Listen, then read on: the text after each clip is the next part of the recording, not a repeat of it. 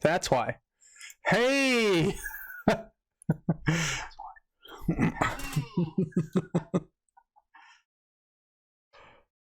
So my microphone was not working at all, and that was really weird.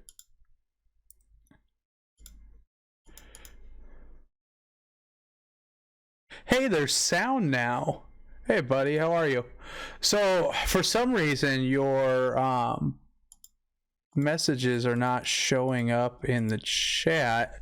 Let me type this real quick. Let me make sure that you're seeing this. Hey, there we go. I'm good. All right. So kind of a cool little thing tonight that we're doing. We've been having some complications with our Chronicles of Calastia game. Right now it's mainly been figured out. We're just trying to get some last minute stuff figured out. But so today I wanted to do like a little creative stream because we haven't had anything on the stream in a while, and I'm a firm believer in trying to have as much content as possible. So that is why I am on here tonight, and this will be a regular thing. Normally it will air on Tuesdays, and it is titled "Let's Create Something Awesome Together." So what I've decided for tonight, because it's the very first one, so a while back, a good friend of mine and we were working on converting Marvel characters to D&D characters. And in the process of it, we kind of messed around with a bunch of stuff, and we came up with some really cool ideas. So tonight, we're basically going to create the D&D version of Danny Rand, aka the Iron Fist. Danny Rand is an incredible comic book character. Just absolutely, the entire story behind Iron Fist is amazing, and I could do an entire stream just talking about stuff like that. But tonight, that's not what this is for. Tonight we're going to create him, so if you plan on using someone similar to him in your setting, you'll be able to do that. So we are going to make sure that we got everything checked right and whatnot. Advancement type, it says milestone, but that's only because monk with some sorcerer. Well, we'll see. So let's go ahead and jump forward. So when we first started thinking about it, a lot of people's go-to thing is going to be to pick a human. And I was like, no, that's just too vanilla to me. And I couldn't see Danny Rand as just being a human. That's too easy. It has to be something different. So we decided that we were going to make him an elf. And specifically, he would be a wood elf.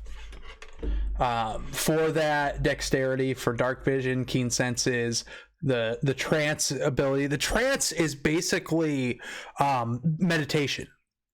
So any elf would be good for it, but the extra keen senses and a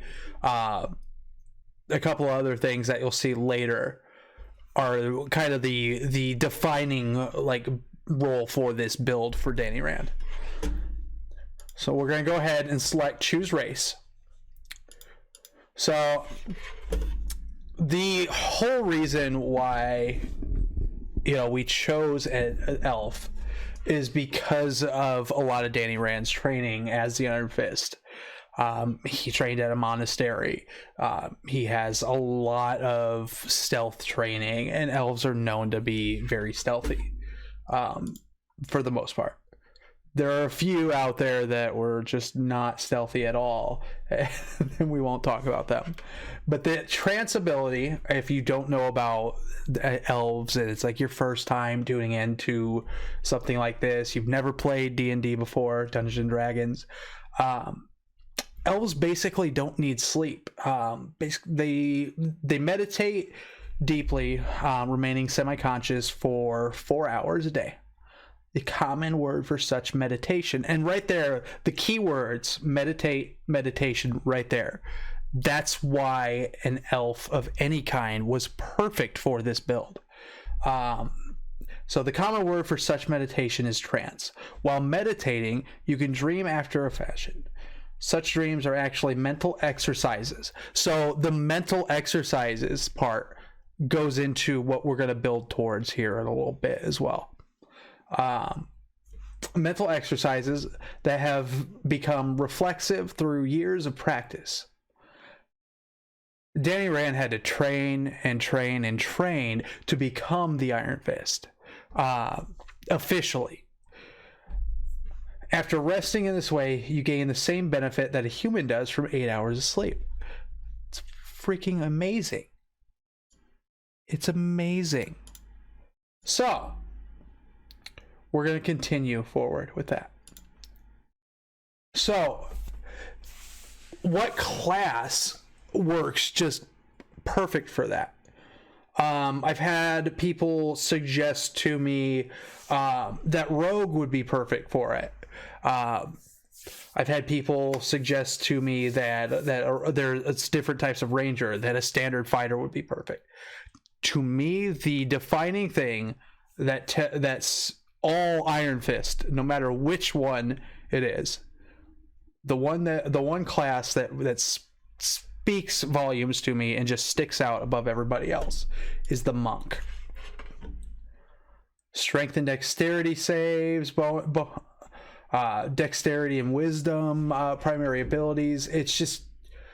It's perfect. So we're going to go ahead and select that. And we're actually going to build him all the way up to, I believe, 14th level today. So we're going to do that. So his proficiencies. You could kind of choose just about anything for a musical instrument or artisan's tools for this. We go through it, look through all of it. I never really actually gave him anything like that for this, but yeah, anything could work for it. Sliver Lord, what do you think would work really well for his tools? Let's do some interaction and see what you guys think on it.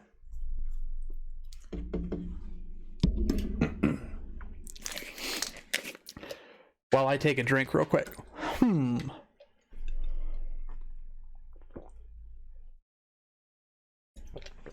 Oh, by the way, I forgot to start this program that I have that plays some pretty cool music. We're gonna play some mellow music though.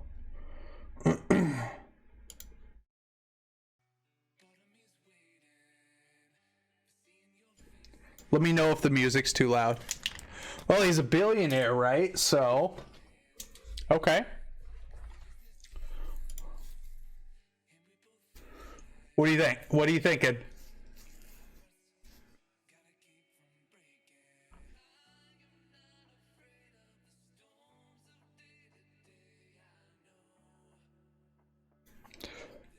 Also, please let me know if the audio is too loud or if it's not loud enough.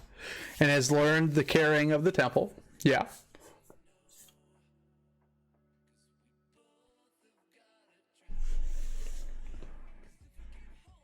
So are you... Let's see what you're thinking. You can't hear it at all? Okay. Let's turn it up a little bit. Is my audio coming through good?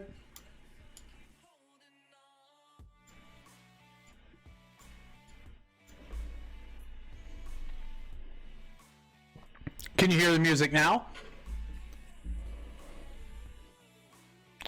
What do we have for tools?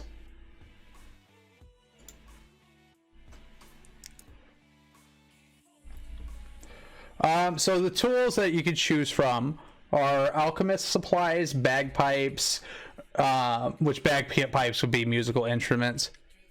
Is it there? Yeah, tools. Brewer supplies, calligrapher's supplies, carpenter's tools, cartographers, cobblers, cook's utensils, a drum, a dulcimer, a flute, glassblower's tools, a horn, jeweler's tools. It's hard for me to talk right now. Leatherworker's tools, a lute, a lyre, mason's tools, painter's supplies, a pan flute, potter's tools, a shawm, smith's tools, tinkerer's tools, a viol, weaver's tools, and wood carver's tools. Masons, I can agree with that. All right, so we're gonna add that in.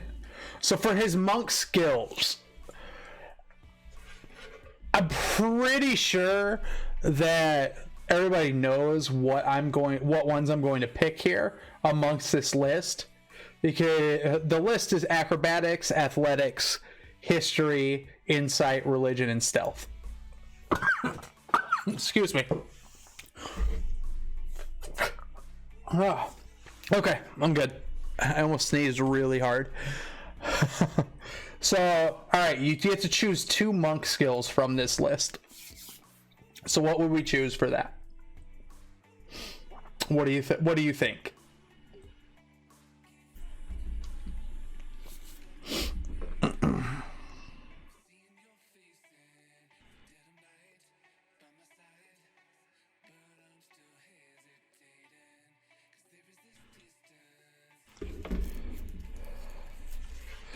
Acrobatics and stealth. That's exactly what I was going to pick.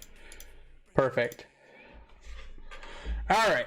So what we're going to do is we're going to stay at level 1 for a second, and we're going to come back to it. Oh, the Streamlabs thing is not disconnected for some reason. We changed that, and so the commands went away. Because we were trying something different, and I guess it never got adjusted. Oh well. So we're going to come back to leveling him up here in a minute. So the next thing that we need to do is go in and figure out. You could also say athletics. Yeah, I could see going either way. So we're going to come back. We're also going to come back to ability scores as well here in a moment. So we're going to go to his background. Oh, I clicked something that I didn't want to.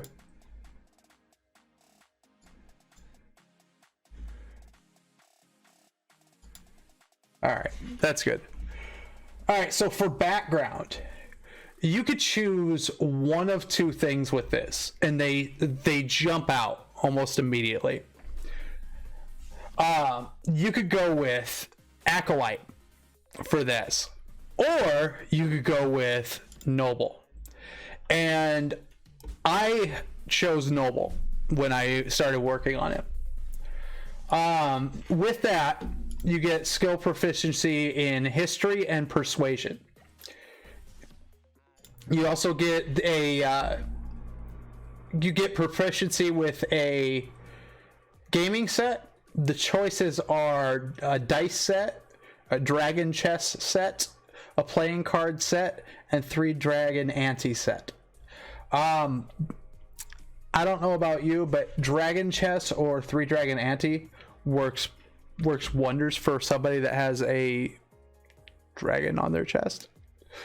So we're gonna just go with the 3 dragon ante. And then for languages, I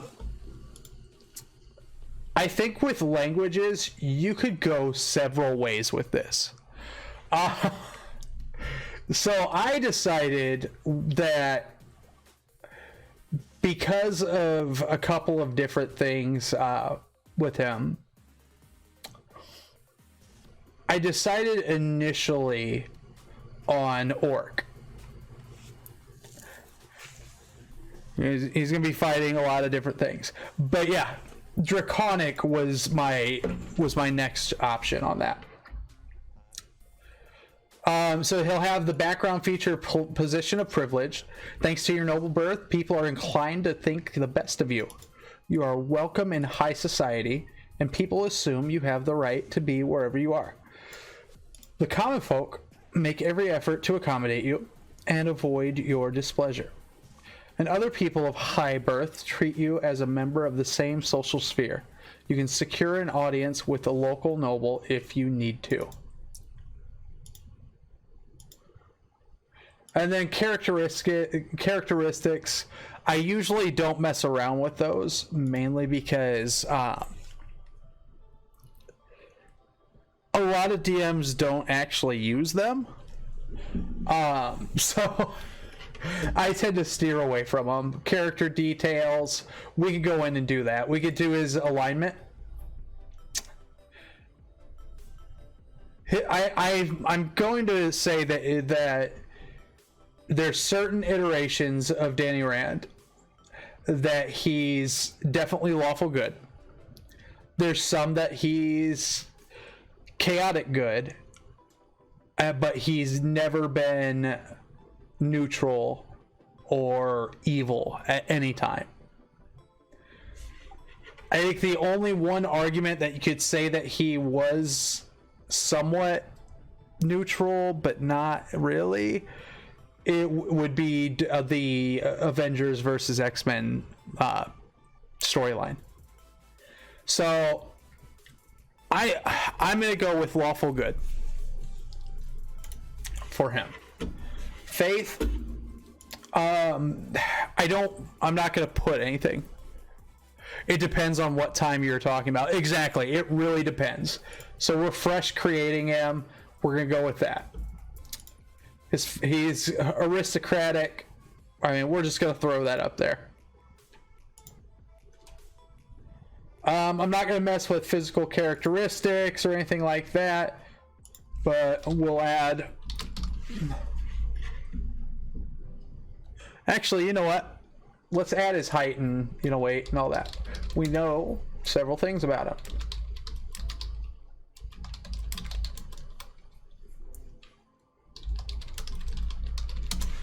Let's just go in and see. So he's 5'11", so we're gonna throw that in there.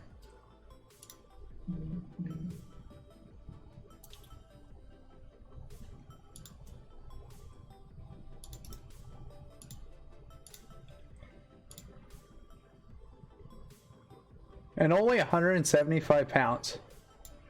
He's very, very, very lean, which works perfect with the elf. His eyes are blue, Caucasian. His hair is blonde. Let's see how. We won't put an age or anything like that, so we're good with that. So now, physical or personal characteristics, we're not going to worry about that. However, we are going to add in like his affiliations too, because those are a big part of his thing. So organizations. So under organizations, we would put Immortal Weapons. That's one of the teams that he was a part of. And we can't just copy and paste it because that's what happens there. So we're going to close that and then reopen it.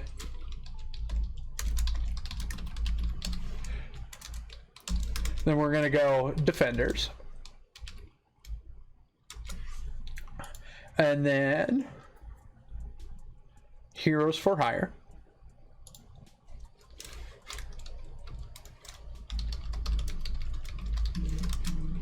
New Avengers. And we're just going to go down the list and key in basically every group he's been a part of.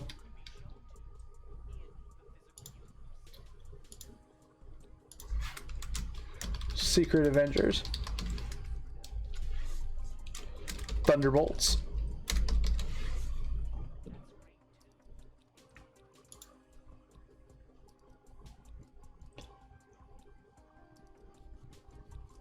And I think that'll be good for that for now.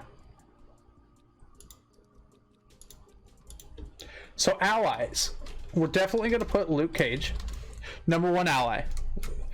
But we're also going to put Daredevil. We're also going to put Jessica Jones. And we're also going to put the Punisher and Spider-Man.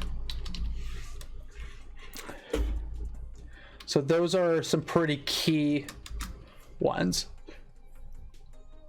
We can also add in Moon Knight and Night Thrasher.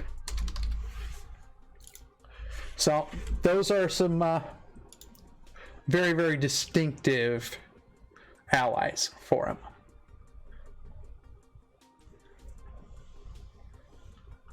So now we're going to scroll down. Normally it lists like it will list their enemies, but it doesn't look like this page got to that point. So we're going to just kind of leave it alone a little bit.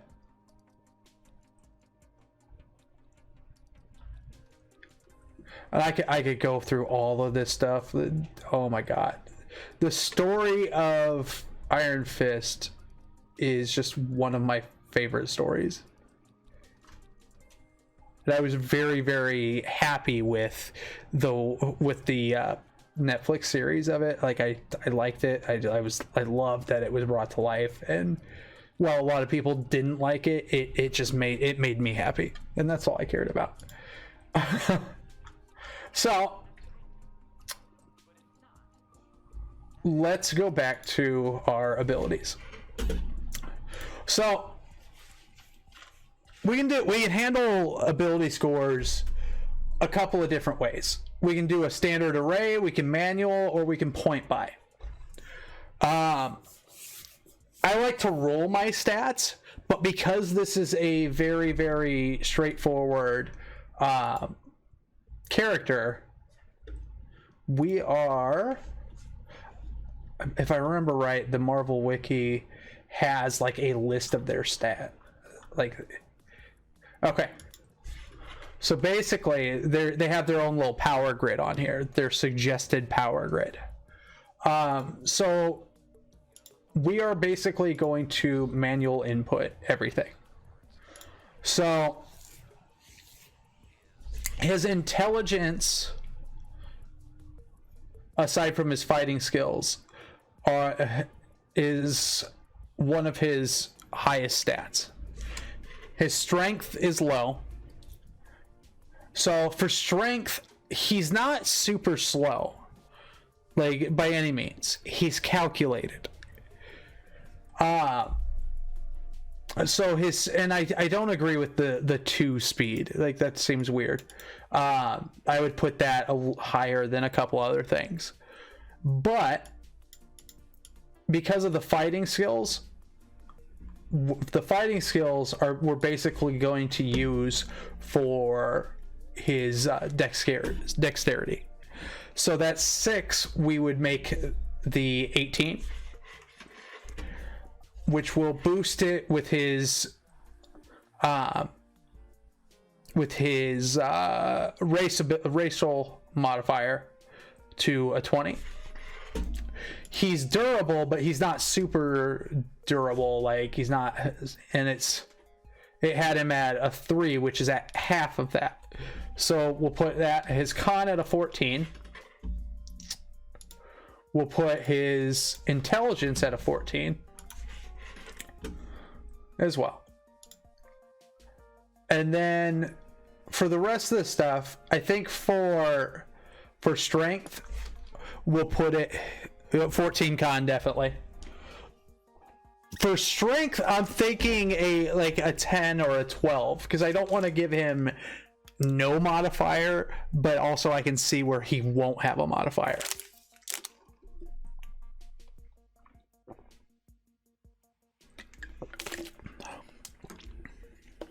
You think 12 strength? Yeah, that's what I was thinking. So 12 strength. Now his wisdom,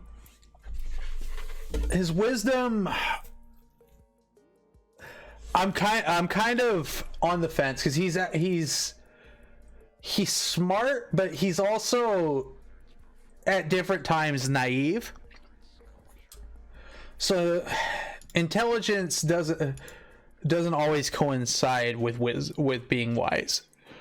But there's a lot of teachings that he has that makes him arguably wiser than he is intelligent.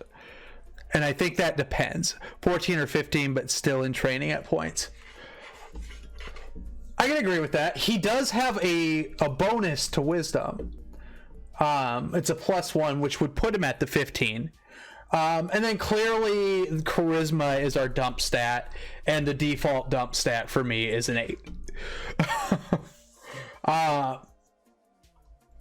And mainly because the main reason for that is because you always want to have a stat that's low. So we got that all taken care of. And if you disagree with that, the 8 in charisma, feel free to throw it out.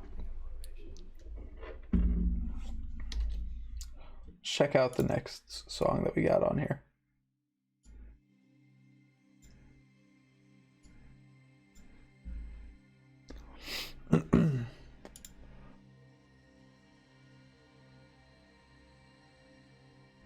I don't know if you can see the little avatar I have here, but I actually have an Iron Fist avatar. He's good looking, but not good with words. So, would you put it at a basic 10 then, rather than the 8?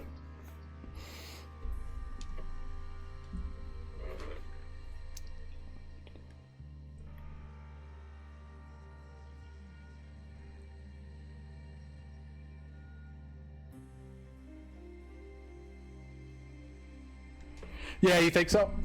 Okay. Yeah, let's do that. Let's put it at the 10. It's still our lowest score. Alright, so let's go back to his class. So we're going to go ahead and bump him up to level 2. He'll gain key points. He'll also gain unarmored movement. That unarmored movement is crucial. But if it's point by, you might have to. Correct. This is just to basically create a community version of him. So we bumped that up real quick. So let's go ahead and bump him to level 3. Monastic tradition. This is where our bread and butter is. Yeah, Iron Fist is very, very clearly a way of the open hand to me. That's everything Iron Fist should be with it. We also gain deflect missiles. Starting at 3rd level, you can use your reaction to deflect or catch the missile when you are hit by a ranged weapon attack. When you do so, the damage you take from the attack is reduced by 1d10 plus your dexterity modifier plus your monk level. If you reduce the damage to 0, you can catch the missile if it is small enough for you to hold in one hand. And basically they mean arrows. And you have at least one hand free. If you catch a missile this way, you can spend 1 key point to make a ranged attack with the weapon or a piece of ammunition you just caught. It's part of the same reaction. That one got louder. You make this attack with proficiency regardless of your weapon proficiency, and the missile counts as a monk weapon for the attack, which has a normal range of 20 feet and long range of 60 feet. Bullet pellets too, right?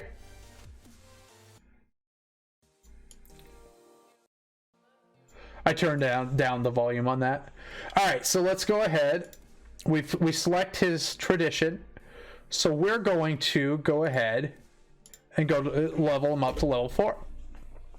So for this, a lot of people would choose an ability score improvement. I don't think it's necessary. And here's why. There's some cool feats that you can choose. So we're going to go ahead and select feat.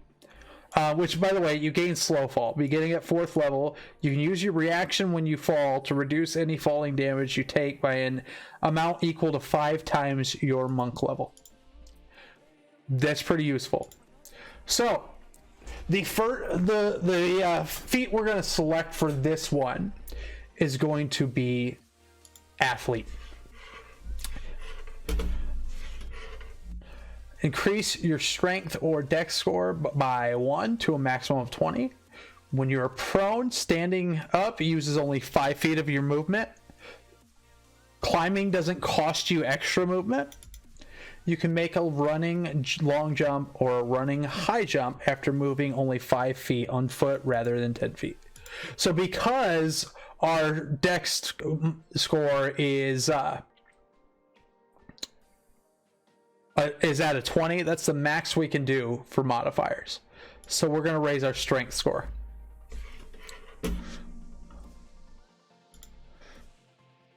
All right, let's go ahead and level them up to 5. At level 5, you gain extra attack. Beginning at 5th level, you can attack twice instead of once whenever you take the attack action on your turn. Now, you can bonus action and use Flurry of Blows on that one. And then Stunning Strike. Starting at 5th level, you can interfere with the flow of ki in an opponent's body. When you hit another creature with a melee weapon attack, you can spend 1 ki point to attempt a stunning strike. The target must succeed on a Constitution saving throw or be stunned until the end of your next turn.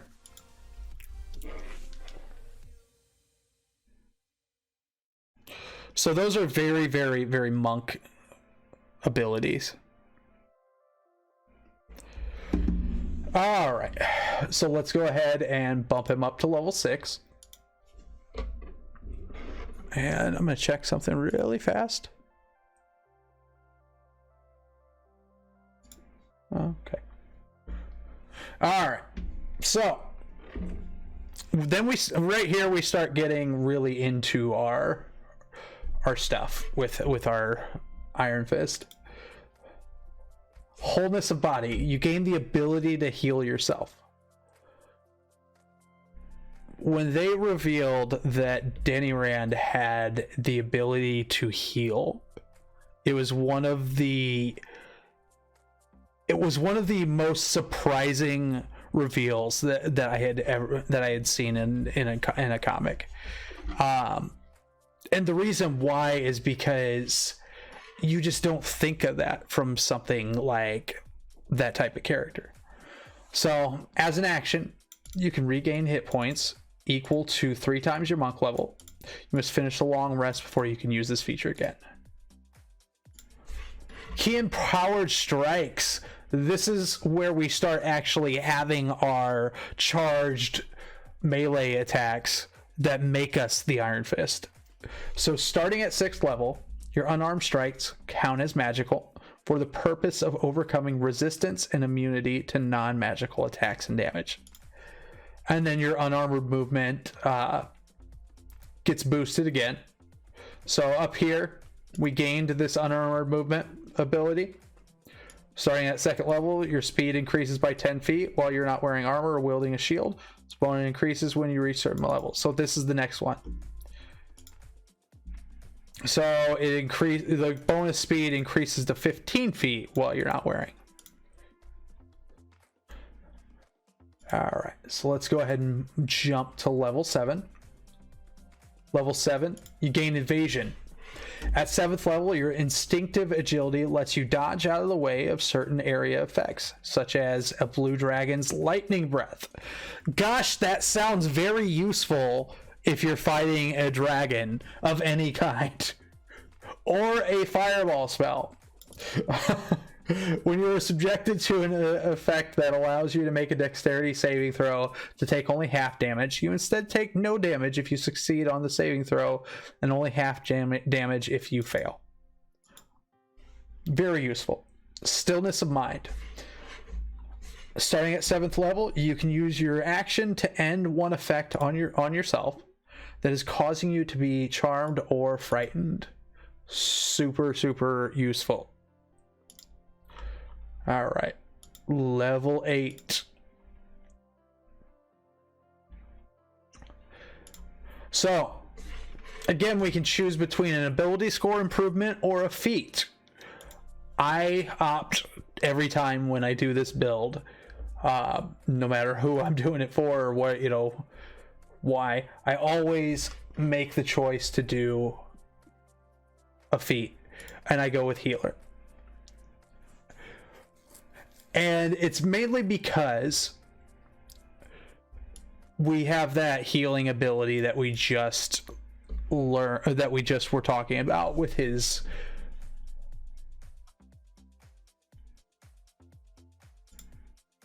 wholeness of body.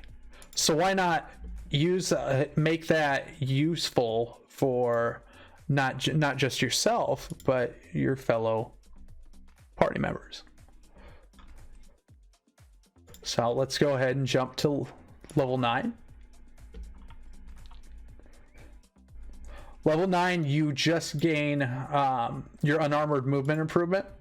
So you gain the ability to move along vertical surfaces and across liquids on your turn without falling during your move. Super, super useful.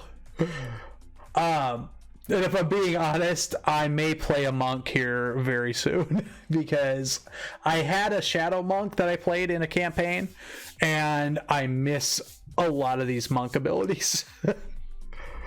Godwalk, yep. Basically. All right, level 10. Level 10.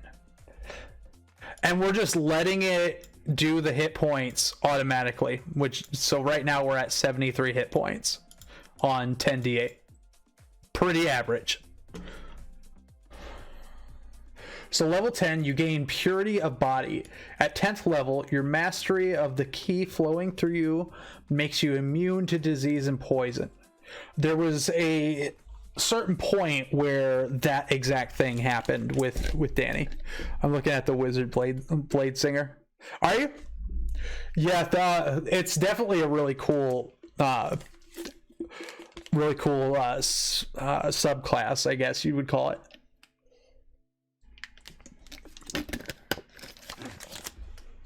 The only downside is if you were looking at it to play any race other than an elf, you're kind of screwed. And then your unarmored movement, you gain a bonus speed increase to 20 feet while you're not wearing your stuff. And why would you wear it? Just here in just a few minutes, we're gonna jump over and take a look at the sheet and see where we're at. Level 11. Level 11, Tranquility. Beginning at 11th level, you can enter a special meditation that surrounds you with an aura of peace. At the end of a long rest, you gain the effect of a sanctuary spell that lasts until the start of your next long rest. The spell can end early as normal. The saving throw DC for the spell equals 8 plus your wisdom modifier plus your proficiency. So, real quick, let's go to our abilities. Our wisdom is that 15 there. So our modifier is the +2. So it was 8 plus what was it? 8 plus your wisdom modifier, so +2, plus your proficiency bonus, which by now, let's just take a look at what our proficiency bonus is. Oh, yeah, I can't check it yet. Never mind. But let's go ahead and go into in here and take a look at, where is it?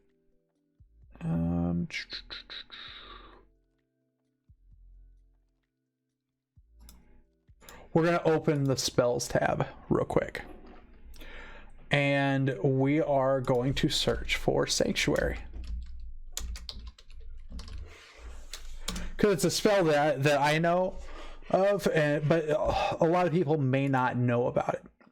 and it's like a bonus action if you're a caster that has it anyway.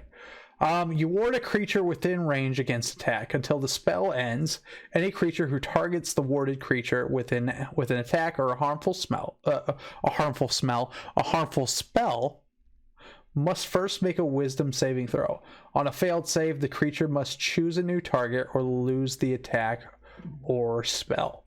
This spell doesn't protect the warded creature from area effects, such as the explosion of a fireball. If the warded creature makes an attack, casts a spell that affects an enemy, or deals damage to another creature, this spell ends. So you have to make sure you remember that.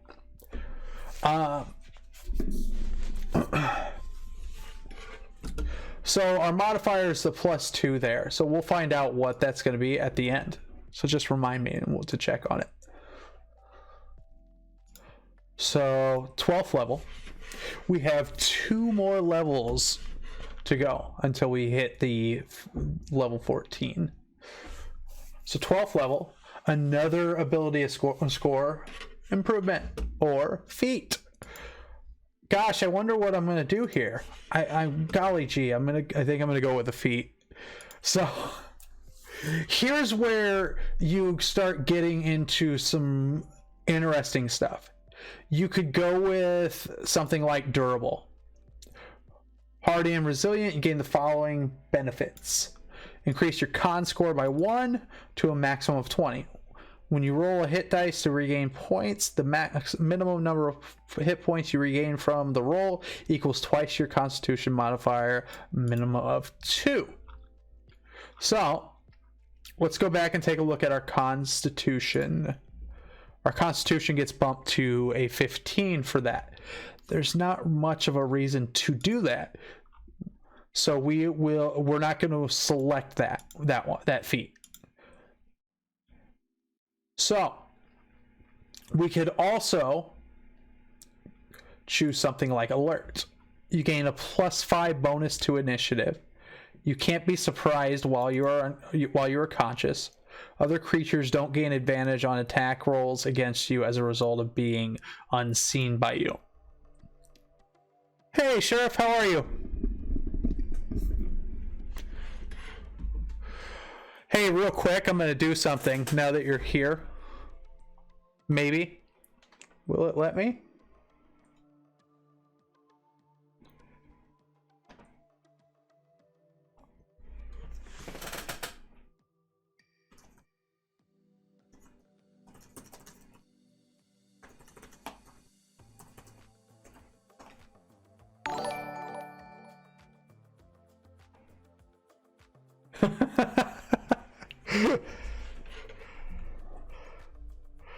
I don't know if you can see that. I don't think I selected it. Hang on.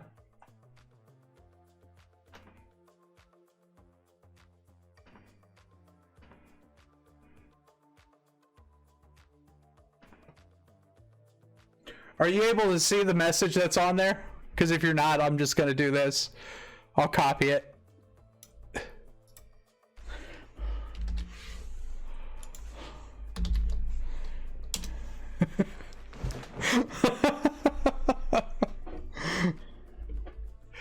Doing homework so terrible.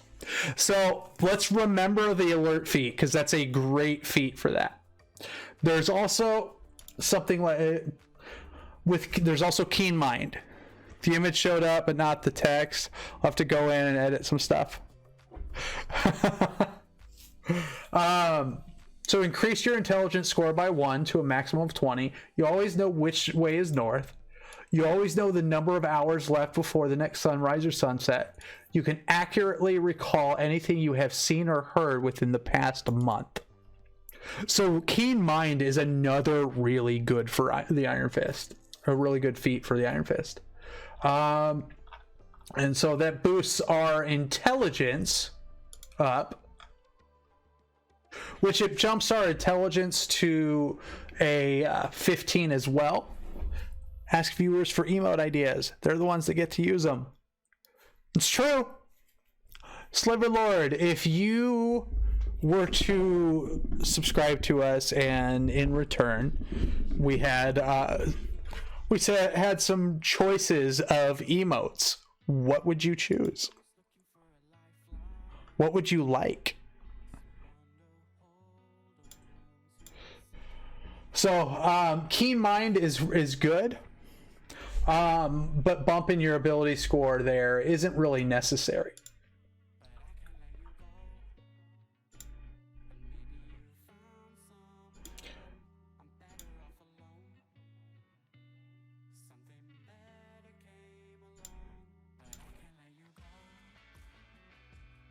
Then there's Lucky, which is nice.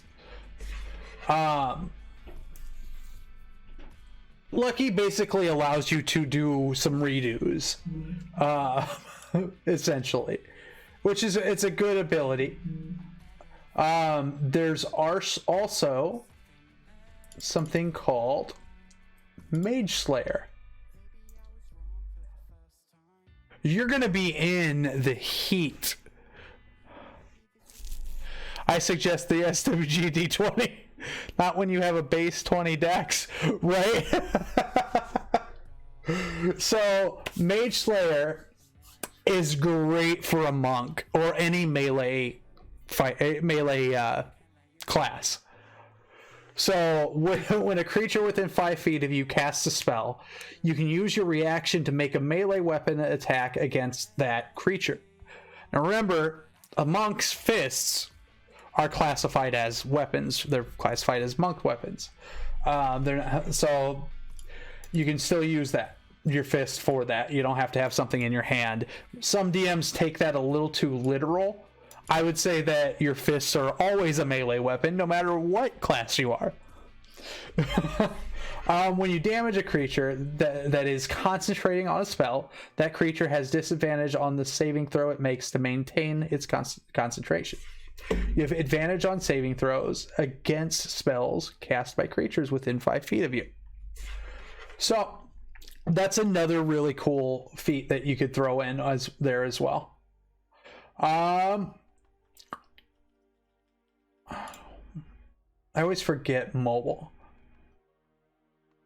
Mobile could also be really cool. It's another bonus to your movement speed. You don't have difficult terrain, doesn't screw you there on that either. When you make a melee attack against a creature, you don't provoke opportunity attacks from that creature for the rest of the turn, whether you hit or not. So it's like it's tailor made for a monk on that one. There's also Observant, which increase your intelligence or wisdom score by 1. If you can see a creature's mouth while it is speaking a language you understand, you interpret what it's saying by reading its lip. You have a +5 bonus to your passive wisdom, so your passive perception and passive investigation scores. That's another one. And if we were going to select this, I would go with wisdom score. That would bump our wisdom up to that 16. That now gives us to a +3 bonus to all of our wisdom based abilities. So let's go back to this. So we're going to keep rolling through this because there's several different ways you could go with this. Sentinel's another good one to choose.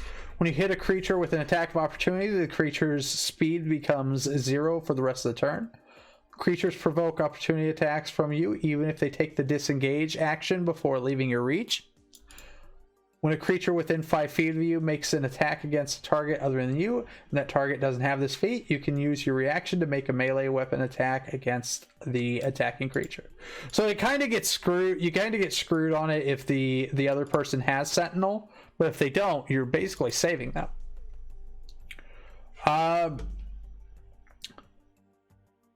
Tavern Brawler is a good one as well. Tough is a good one too.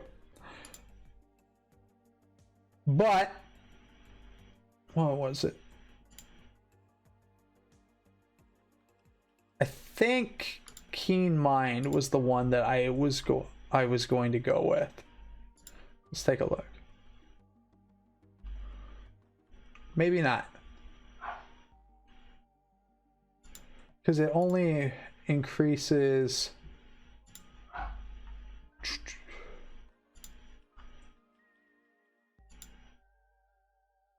I had my eye on it and I forgot which one I was going with. I think, yeah, it was either going to be mobile or observant.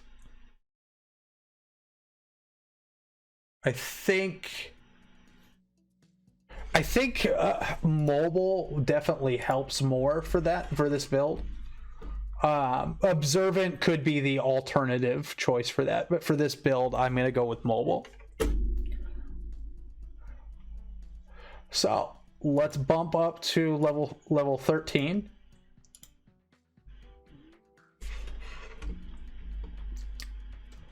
Level 13. So, Tongue of the Sun and Moon.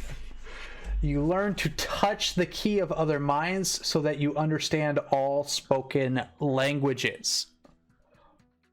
Moreover, any creature that can understand a language can understand what you say. That is very, very crucial in like any campaign. If you could just be there and understand what they're saying and not say a fucking word because you literally know every word that's coming out of their mouth, it's fucking wonderful. So that kind of makes me want to change my mind on the mobile and definitely go with observant, because if you can see a creature's mouth while it is speaking a language you understand, you can interpret what it's saying by reading its lips. So as long as you can see them, if you have observant with Tongue of Sun and Moon, you know what the fuck they're saying. It's just an ability. There's nothing that stops you from understanding them. So Drazigan, what would since you're the DM for the Chronicles of Calastia game, what would your ruling on those two together being used be? Would you allow that?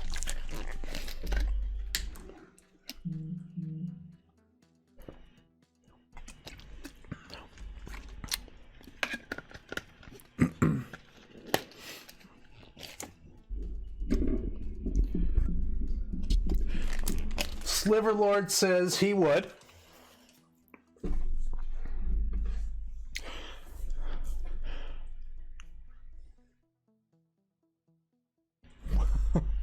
You work so hard to get there, right? He must be. Explain again. I was killing creature. All right, so at 12th level, you get your ability score increase or a feat, and so I decided to go with a feat, and I chose initially mobile, but then because of the 13th level ability, Tongue of Sun and Moon, I chose observant. And the question that I have is, would you allow observant to work with Tongue and Sun of Moon, or Sun and Moon? Observant's second skill is that if you can see a creature's mouth while it's speaking a language that you can understand, you can interpret what it's saying by reading its lips. Tongue of Sun and Moon is you learn to touch the key of other minds so that you understand all spoken languages. Moreover, any creature that can understand a language can understand what you say. So essentially, because you understand all languages, all spoken languages, you could effectively understand all languages just by reading their lips, and you don't even have to be close enough to hear them. Does that make sense to you? Is that something that you think would be allowable?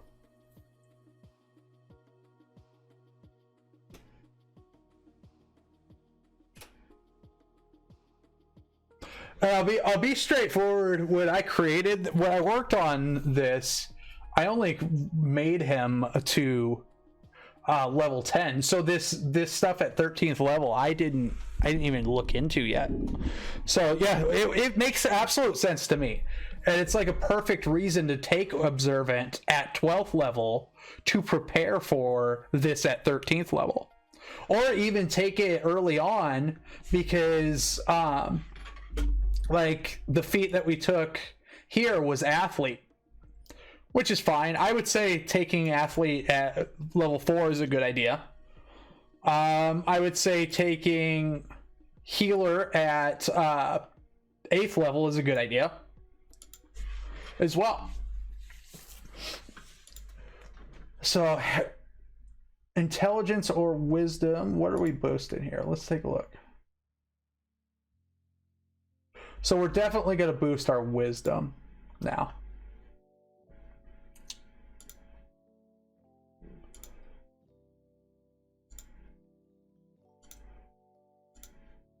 All right, let's make sure that went through correctly.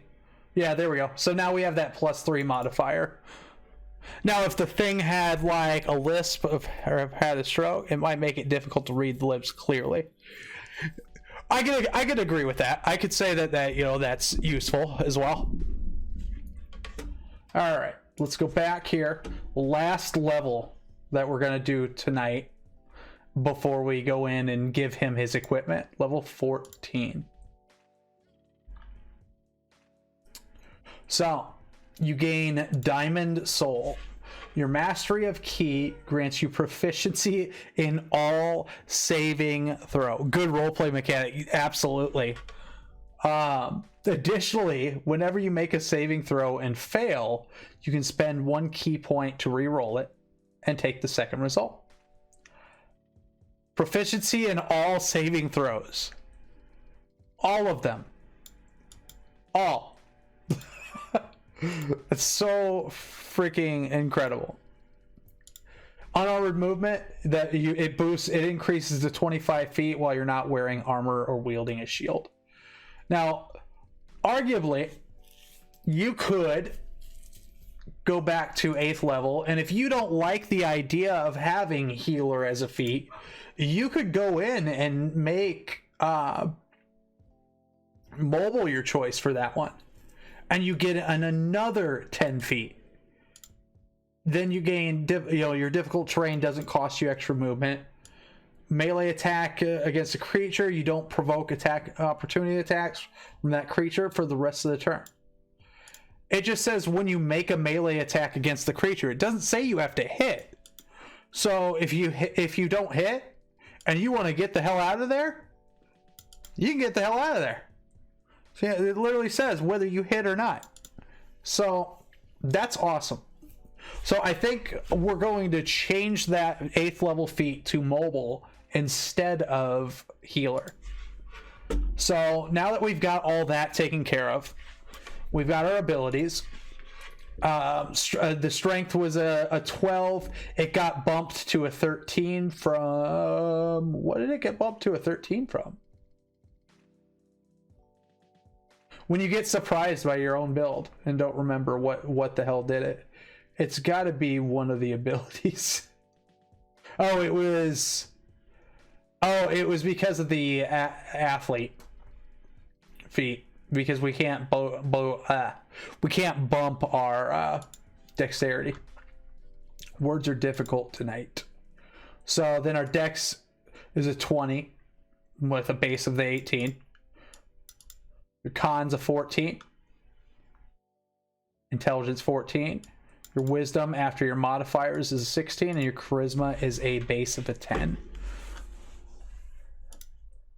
Description, we went with Noble for background. He has proficiency in history and persuasion. Gains a bonus language of Draconic. Has position of privilege. Or you're not able to take a score above 20. Not without an attunement item. 20 is the highest you can go with ability scores. So let's go into his equipment real quick. Do we want the starting equipment or starting gold? Because I'm going to assume we're going to go with the starting equipment here.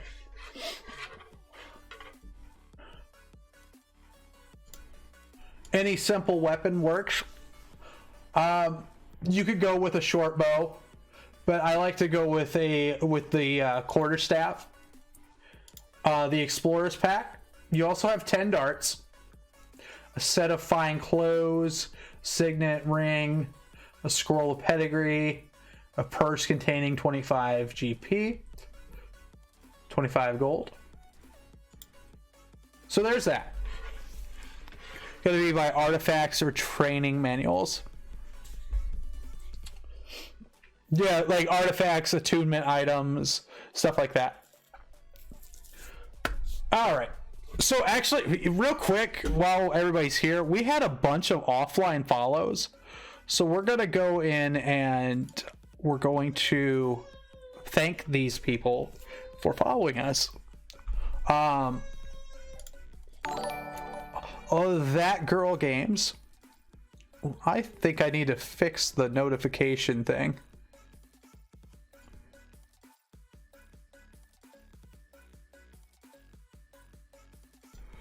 Here, let's do it again.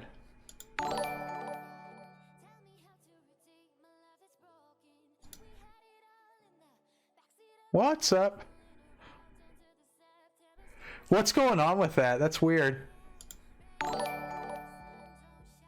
Don't touchy. You don't touchy.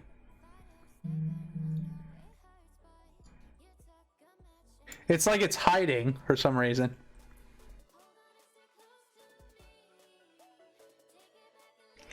Alright, I've been told don't touch.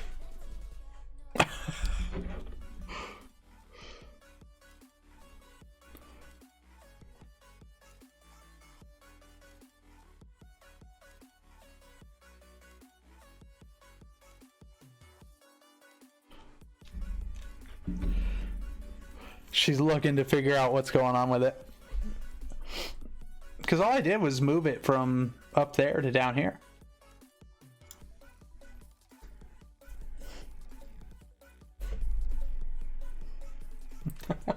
Let's go to the next one.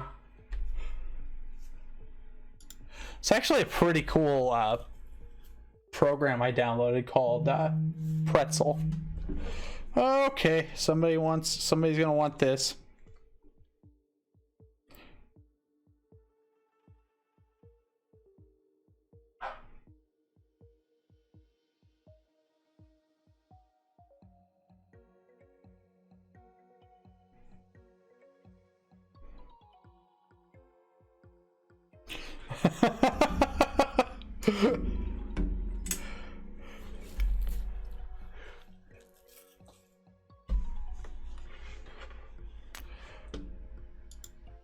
Someone's trying to figure out what the hell's going on with our notifications.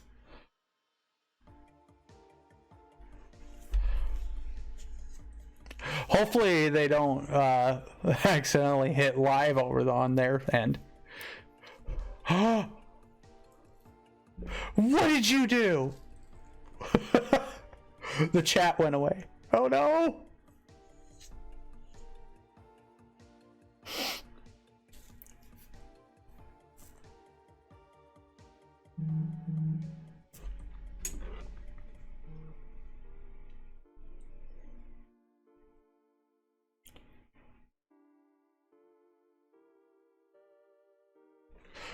She says that she didn't do anything, so that's weird.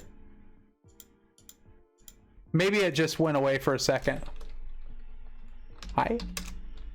Test. Okay. There it is. I think it just disappears for a second. That's all. No notification. I have no idea what you did.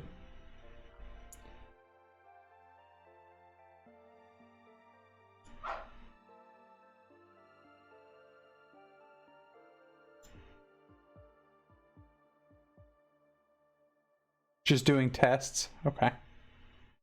I moved it. Did you delete the notification thing? I moved it up. Now it's gone. Did I put it in the in the DM names? Oops.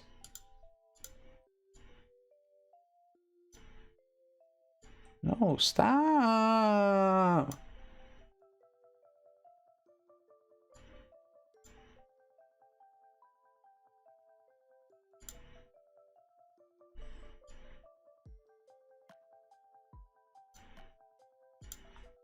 Notifications at the top. Just because nothing is set up on the freaking Streamlabs. We never set it up on the website with icons and sound. What icon? Any specific sound? I can fix it real quick. Just gotta do something else in the meantime. So go ahead and do the. Go ahead and just do our logo, I guess. And I'll make that bad boy pop up. That's fine. And then just surprise me with the sound.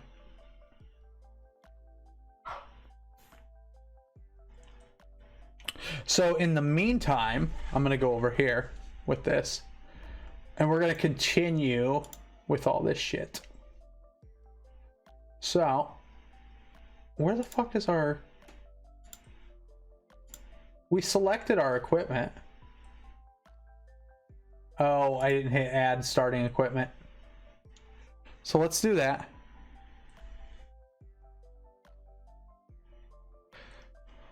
No, don't.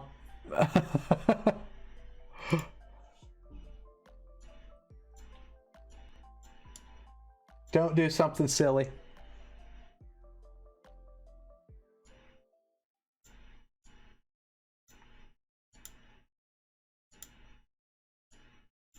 God. All right, so let's go into our inventory. We have their clothes. We can have that to wield. Other possessions. Add items. What the fuck? Didn't we pick a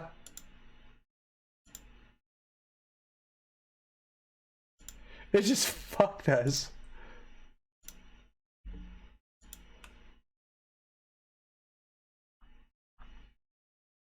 Oh, okay, there it is. Any simple weapon. Let's go with our quarterstaff. Add starting equipment. There we go. Manage. Inventory. So we got all that. Let's go ahead and wield our quarterstaff.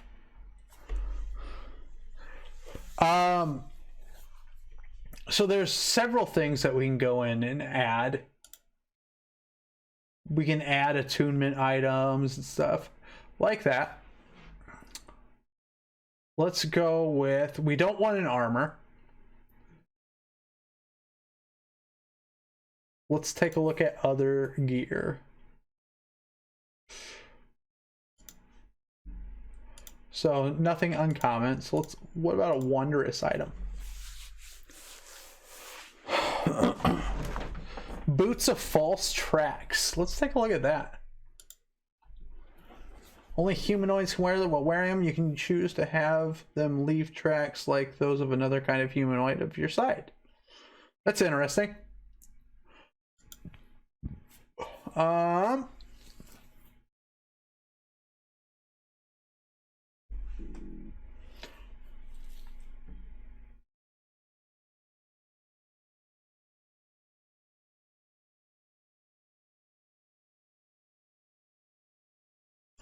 Just kind of going through all the wondrous items and just seeing what we've got that right now that might be useful. Remember, wondrous items aren't always going to be just, you know, useful. Boots of striding and springing. Boots of Elvenkind. When you wear these boots, your steps make no sound, regardless of the surface you are moving across. You have advantage on stealth checks. We'll keep those in mind. Boots of striding and springing. While you wear these boots, your walking speed becomes 30 feet unless your walking speed is higher, and your speed isn't reduced if you're encumbered wearing heavy armor. So we don't want to deal with that. We don't want to worry about those. They're not helpful. So if we're if we're beefing him up a little bit with some cool stuff, we're going to add those boots of Elvenkind. And then here's where you can start getting your AC bonuses and stuff like that. Cloak of Elvenkind. While you wear this cloak with its hood up, wisdom perception checks made to see you have disadvantage. You have advantage on dexterity stealth checks made to hide as the cloak's color shifts to camouflage you. Pulling the hood up or down requires an action. So the boots that we already have basically give you movement stealth.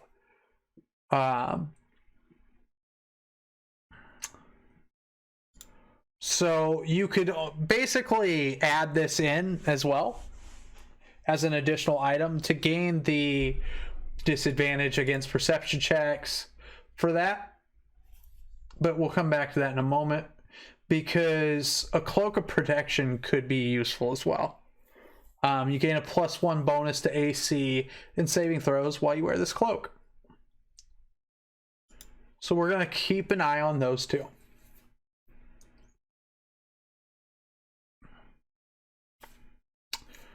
Sure.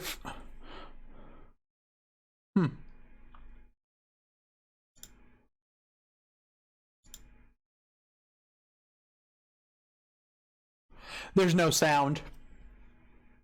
No, I didn't turn it off. There's just no sound for it.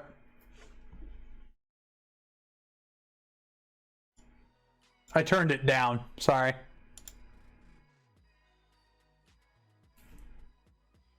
Wait, no, I didn't. Hang on. You added a sound clip? Then I don't know. Very weird.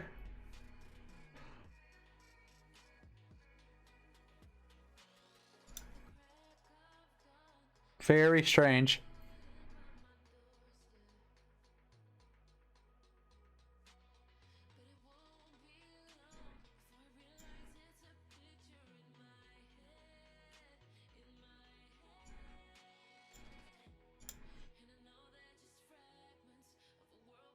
Cappy 508 following. We'll come back to that when we figure out the issues with that. Keep sending tests, but nothing is showing up. Check the thing if you can make sure it's still visible later. Oh wait, I saw that one. Yeah, there's just no audio coming through on it. I don't know why.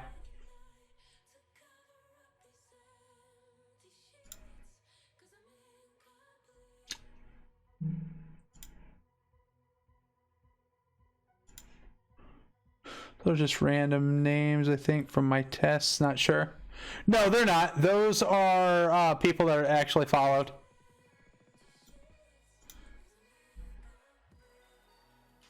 Because I know all of them.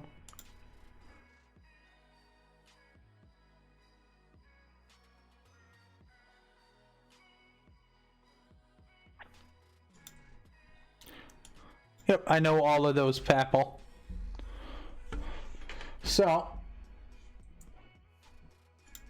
let's keep going.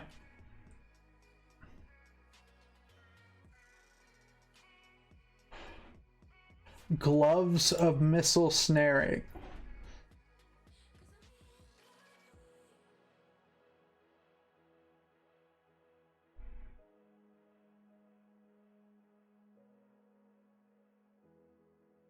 So these basically make it to where you can just grab these. Okay, image shows up now, just not sound. Yep. So it just makes it to where you don't even have to use your key point. So why would we not want that as a item? That's pretty dope.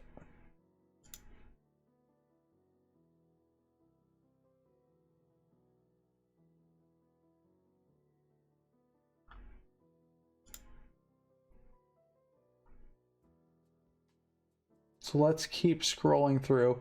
And as we're going through, the blue is better than green, basically. But I don't think there's anything in here that we would want.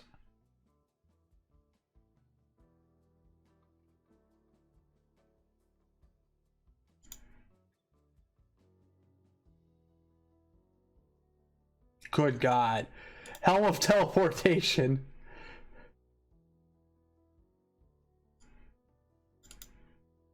Wow. Okay, that worked. You already have that skill. Danny spending them gold pieces, right?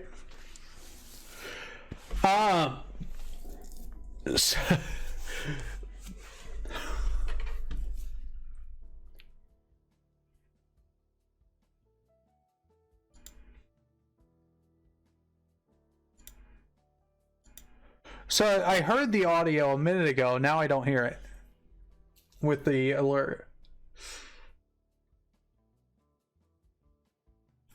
Oh well, we'll just keep scrolling through this real fast. Take a look.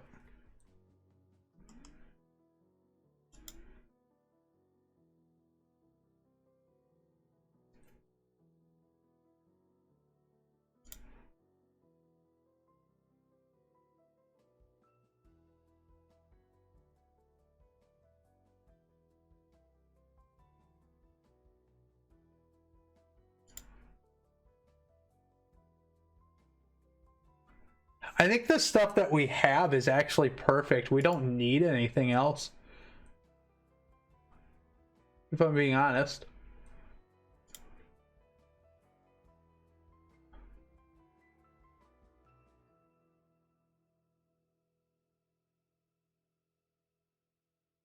Yeah, so what we have already is perfect. It didn't show your Prime sub. I think it's because she's still trying to figure out what's going on with it.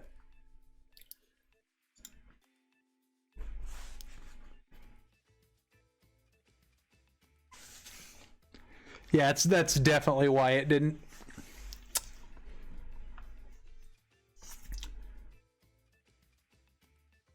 So, now that we have all that figured out for just basic items, let's take a look at weapons. It's cool.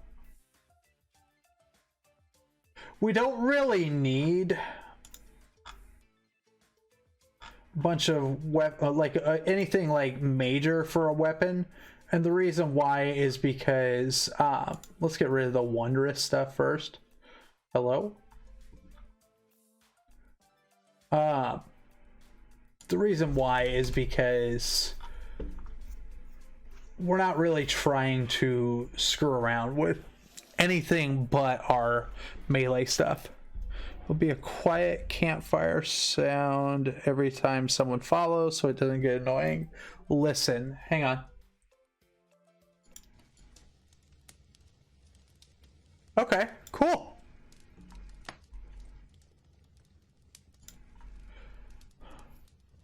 That works. Are your fists magical? Yes, they are.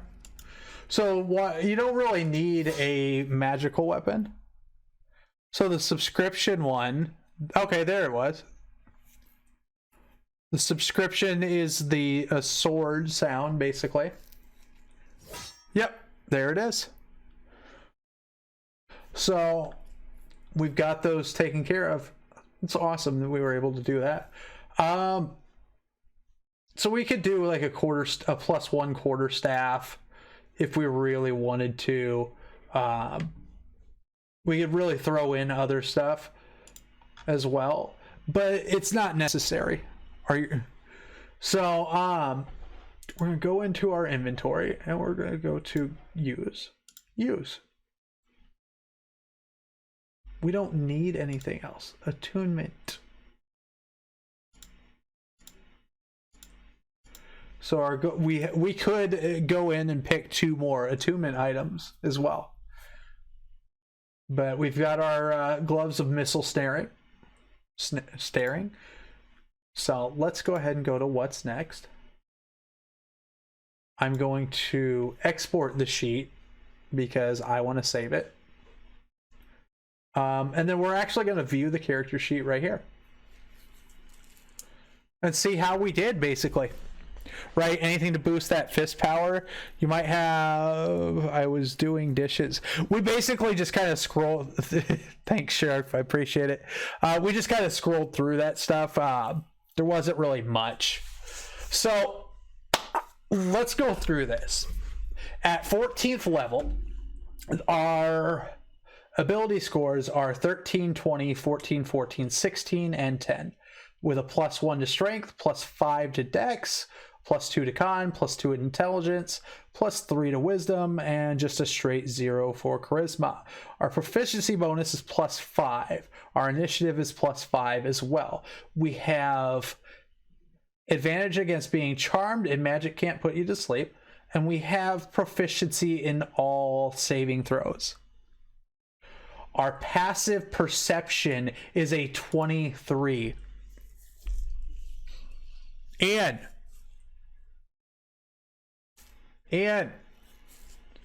I'm playing a monk now.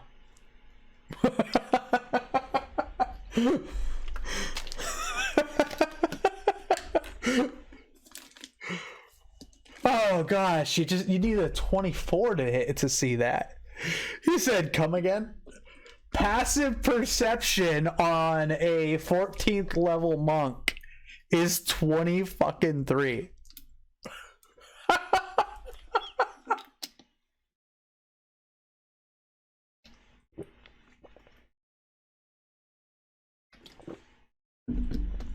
Passive... No, seriously, didn't hear you. I said I'm playing a monk now.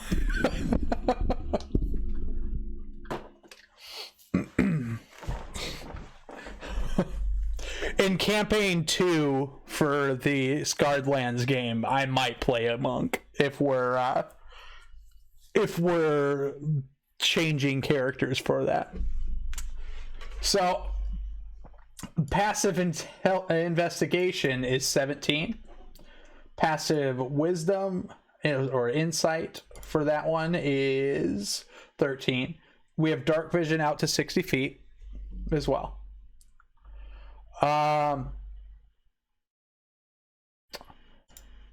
So we're going to get rid of that. We have no armor because we don't need it. We're proficient in longbows, long swords, short swords, simple weapons. We have mason tools and 3 dragon anti-set. We know common, draconic, and elvish. We have a +10 in acrobatics, +3 in animal handling. Arcana is +2, athletics +1. Our deception is a straight 0. History is a +7. Insight +3. Intimidation is a straight 0 bonus. Investigation is a +2. Medicine +3. Nature +2. Perception +8. Performance straight 0. Persuasion is +5. Religion +2. Sleight of hand +5. Stealth is +10. And survival is +3. So we at 14th level with what we had, with letting it just roll our hit points for us, we're at 101 hit points. We have a walking speed.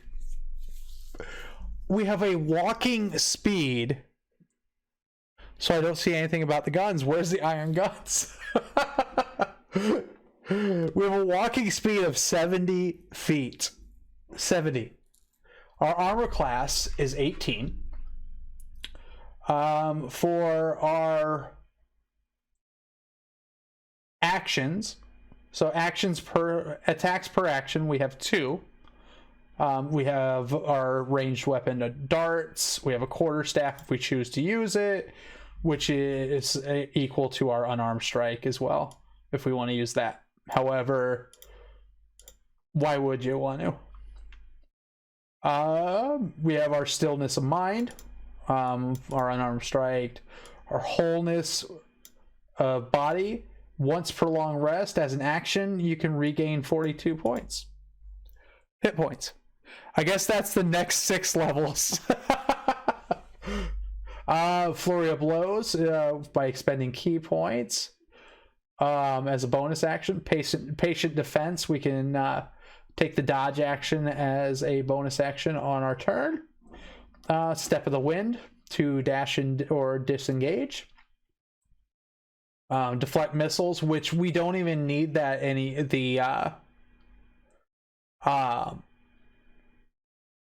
we don't even need to use the key point to deflect missiles because we have the cool thing, the cool gloves. Slow fall. You can use your reaction when you fall to reduce any fall damage we take by 70. How's the creative going? Thanks for popping in, Chase. Going good. We're wrapping up. We just created Iron Fist. So it came out pretty solid. We are ridiculously accurate with our portrayal of Iron Fist. We have open hand technique. We have 14 key points as well. And our key save DC is 16.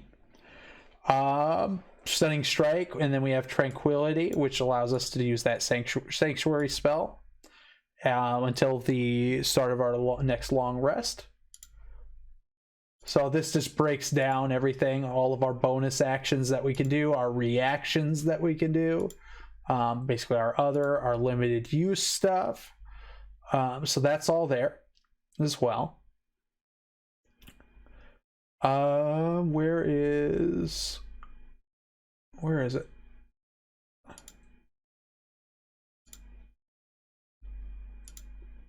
There's our equipment, our boots of elven kind that give us that advantage on stealth. Then our gloves of missile snaring. Missile snaring. It'd make him a legendary glove that gives him like a crazy one rest punch. Yeah, I mean, and we could do that. I believe there's an ability to create items now on here. Maybe not. Wait, is there? Yeah, create magic items. So we could do that on Tuesday. We could actually come back to this and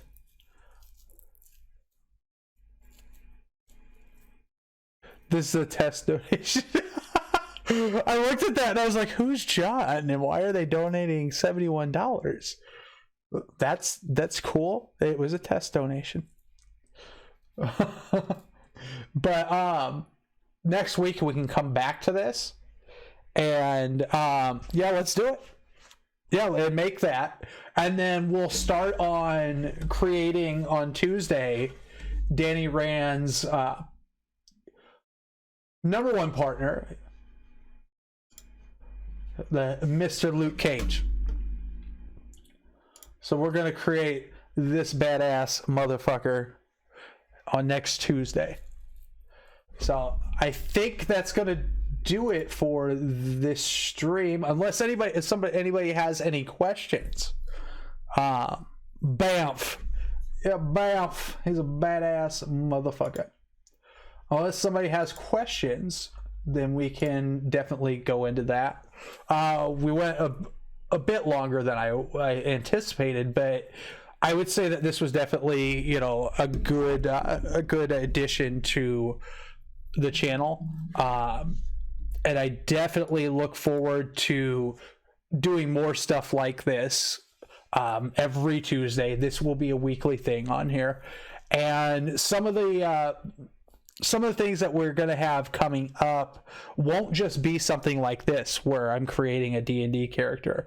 I have some artists that are lined up that are going to kind of Skype in sort of, or Discord in, and they're basically going to teach me how to do stuff. But today is Wednesday though. Well, we're only doing that one tonight because we weren't able to do the D&D stream tonight. A bracelet that once activated a spectral glove shines over your fist. You know what? While we've got 20 minutes before this becomes a 2-hour thing, let's create a magic item real quick and see what we can do.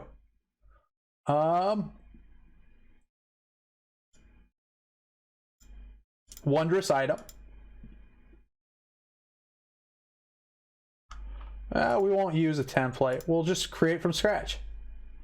Create a homebrew magic item. Screw you. Bracelet of the Iron Fist. Woot! So, it'll be an item. And we would I would say we would classify that as an artifact, right? Magic item type, wondrous item, requires attunement description. So now I'm going to have to go in and look at some items because I don't know much about attunement. Passed down from Iron Fist to Iron Fist. Yeah. Simple enough.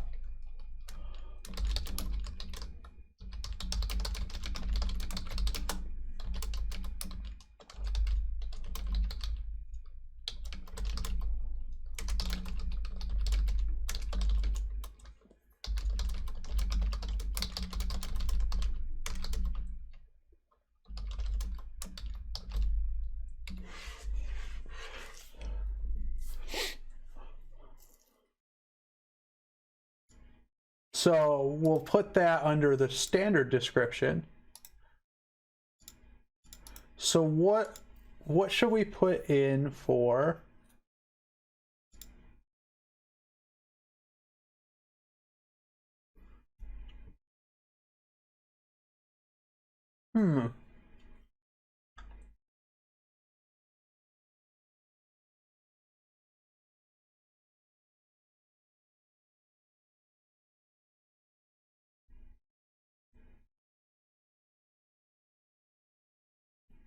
scroll through here and see if there's something that we could easily put. There's not really anything we could easily put. Maybe an auto crit and some knockback. Hang on. Wondrous item. Requires attunement, yes. Filter. Artifact. Let's look through this.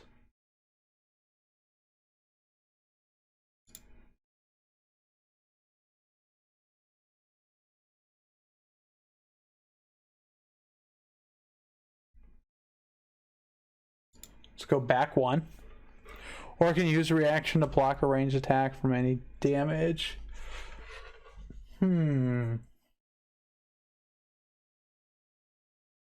Let's take a look at the Hand of Vecna.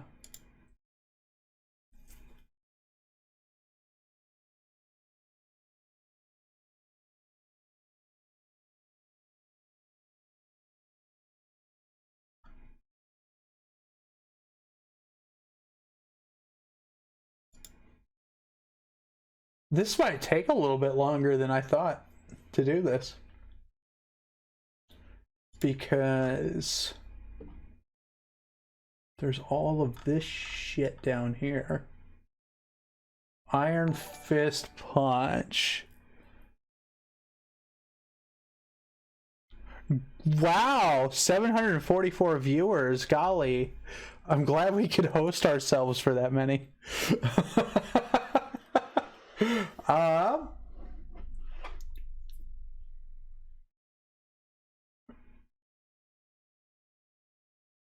Let's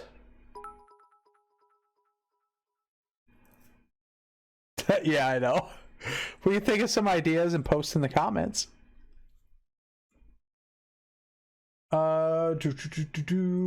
Let's do this. This'll work. Where is it?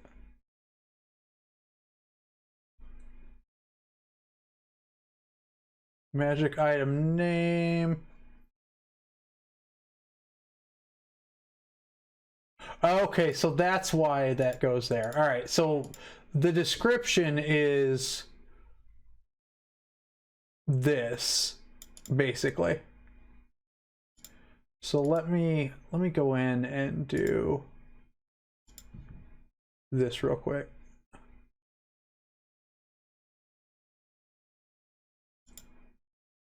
Wondrous item.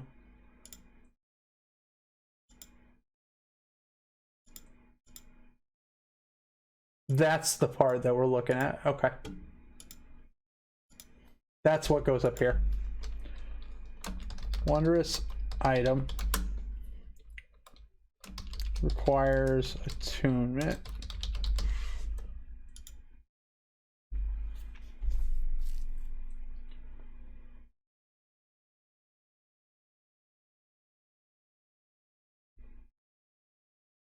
All right, so let's go here and do this. Let's take this part out.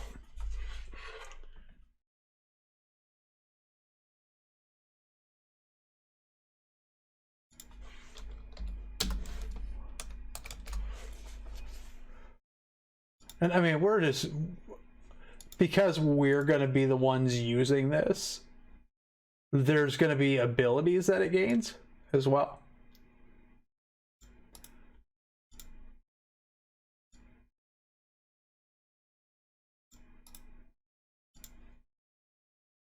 So there's no reason not to add in these abilities.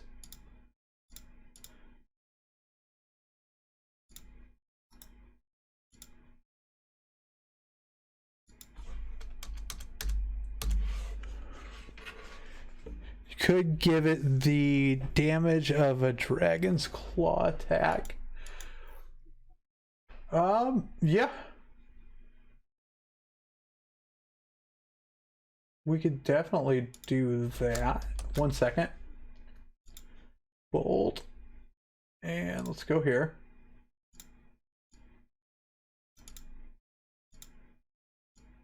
Key enhanced physiology. Key enhanced physiology. And we're going to change. Every time it says key, we'll change it to, or every time it says chi, we're going to change it to key.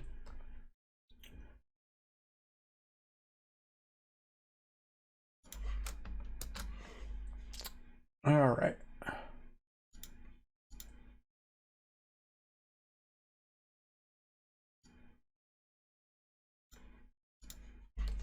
Key augmentation.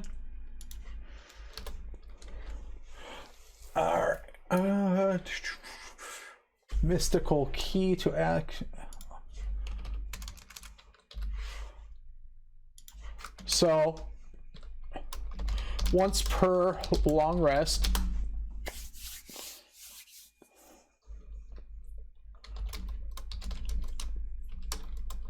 you gain a +2 to your strength or your wisdom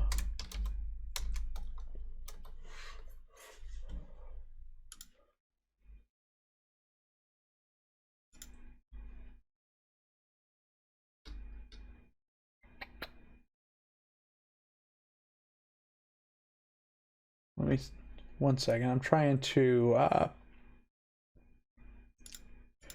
make sure that I'm wording this right before I go further with it.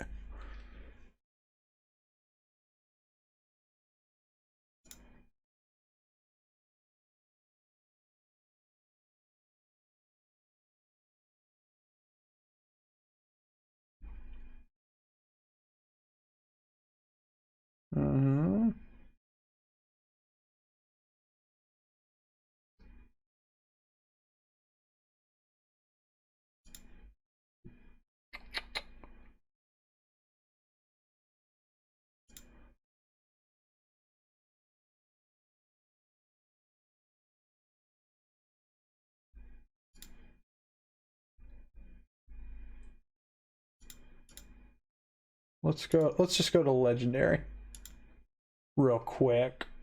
Or is that where we were? That is where we were a minute ago. Let's go to very rare.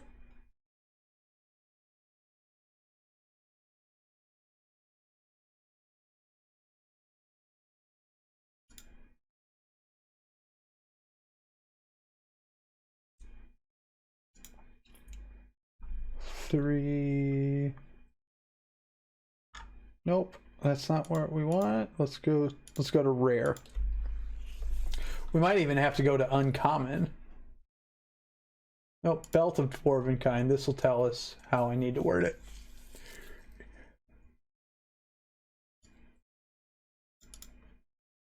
Okay, so yeah.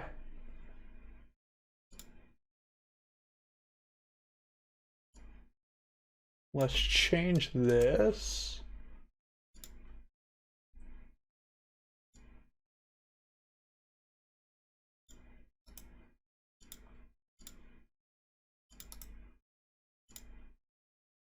While wearing this, what did we decide it was? It was a bracelet. You gain the following benefits. Your strength or wisdom score increases by...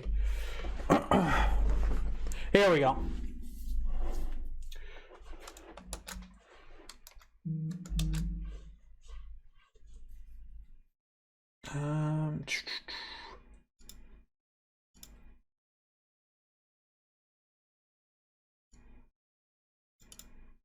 Iron Fist Punch.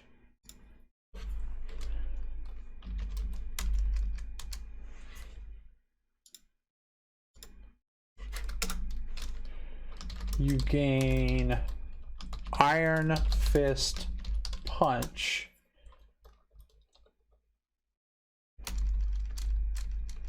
You gain the ability to use your key as a bonus action to create the Iron Fist Punch.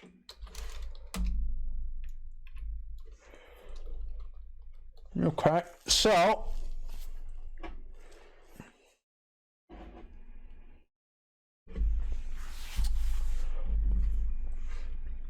let's see, what do we have?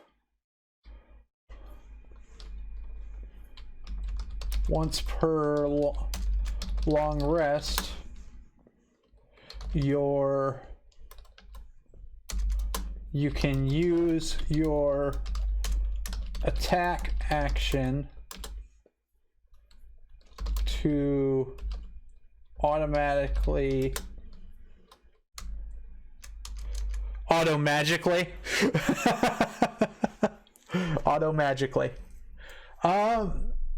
you can use your attack action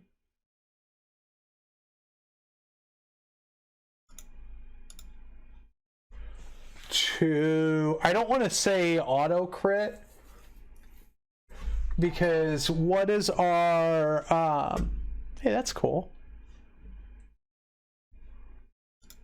Let's go in and take a look at what our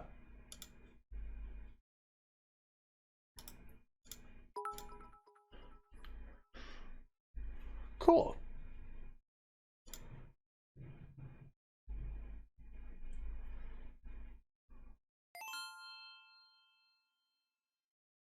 I didn't see anything for that one. You could give it the damage of... How does the smite work for paladins?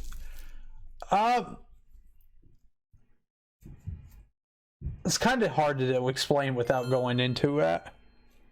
Okay, that's cool. Could it be worded like that? Maybe.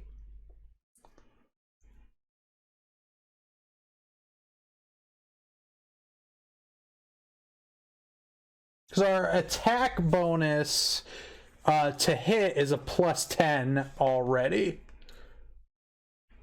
I mean, do we really want to add to that for an attack bonus, or does it make it just way too powerful?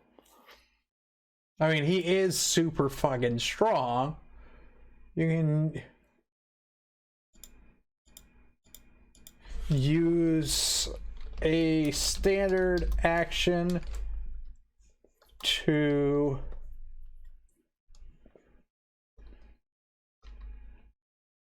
Does that make sense? I was thinking damage at this point. Okay. So you gain the ability to use your key as a bonus action to create the Iron Fist punch.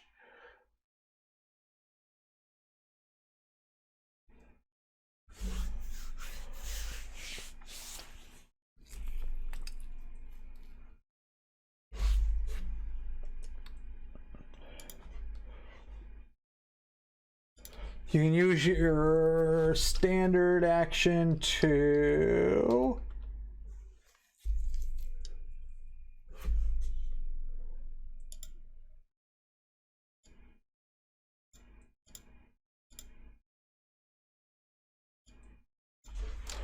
on your attack action.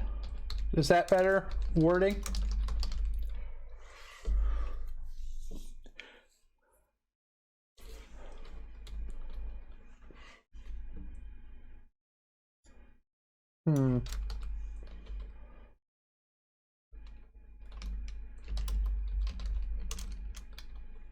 You have advantage on your next melee attack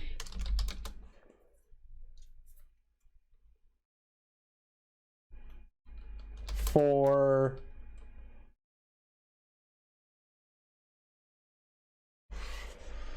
how many rounds? You have advantage on melee attacks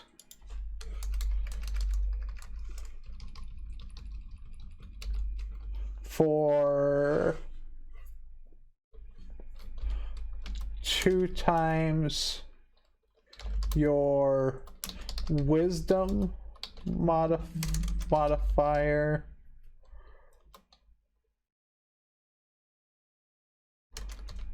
rounded down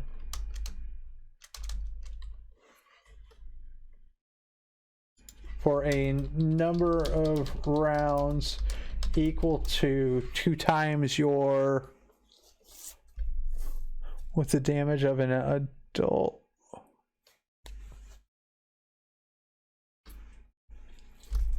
Two times your wisdom modifier rounded down.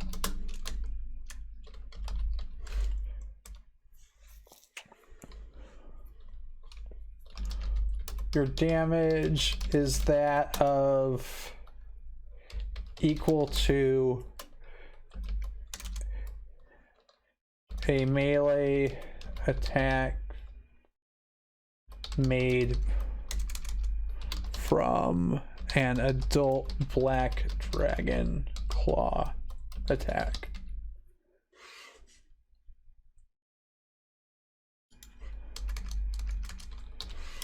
An attack made from an adult black dragon claw attack. Okay, so let's go in. Can we look at monsters? Yeah, we can. Let's take a look. With a knockback, I think with a knockback is good. With a knockback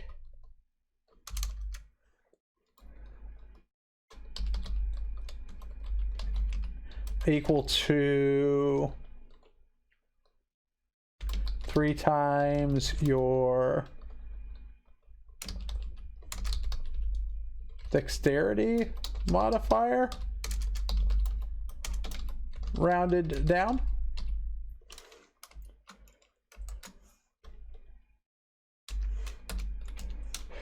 This attack does what are the damage types? I don't remember. Shit.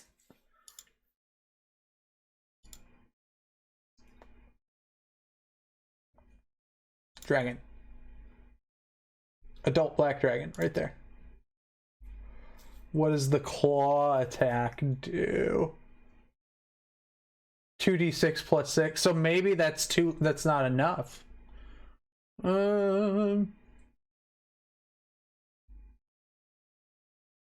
I'd say that's not enough.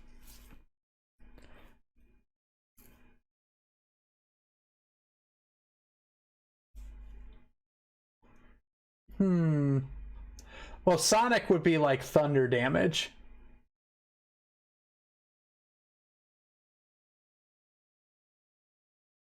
Did you say ancient? Or no, you said adult. Hold on. Let me go back. Let's see what ancient has. Ancient has 2d6 plus 8. So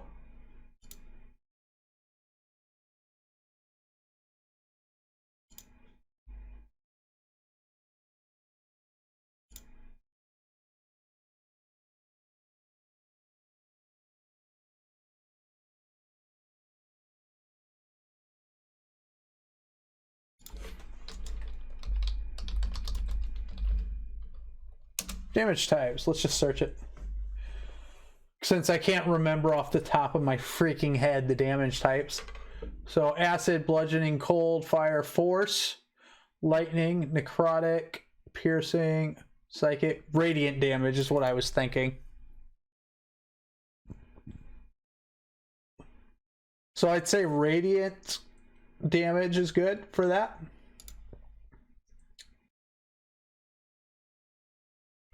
Does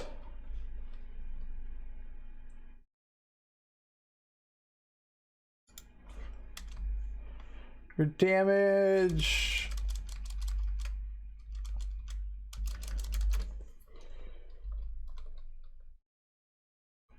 is 6d8 plus you.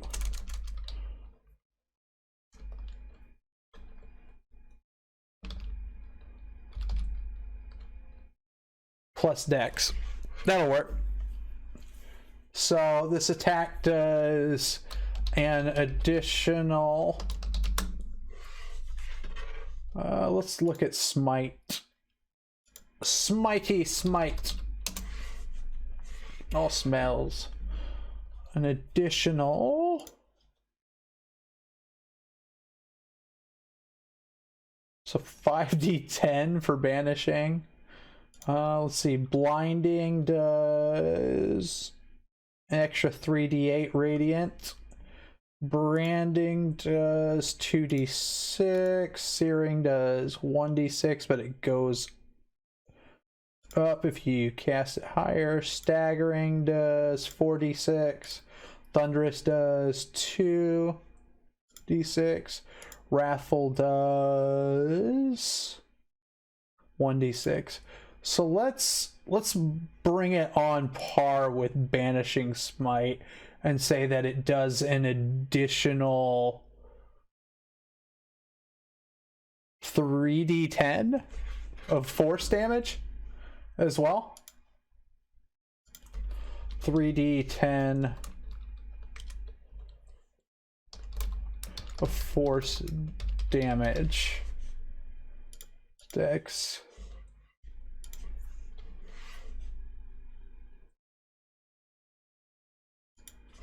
Let's do 3d d6. Let's keep it a little under it, and an additional 2d6 of radiant damage. So plus dex or wisdom. I said plus dex because you technically do I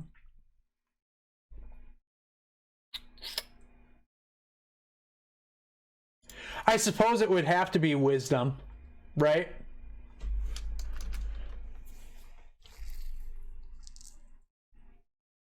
unless we change that to where your strength or wisdom, it's not your strength or wisdom score that gets increased, but rather your dexterity or wisdom score. But it's a force of will. So wisdom. Okay, we can do that. That's fine. Radiant damage.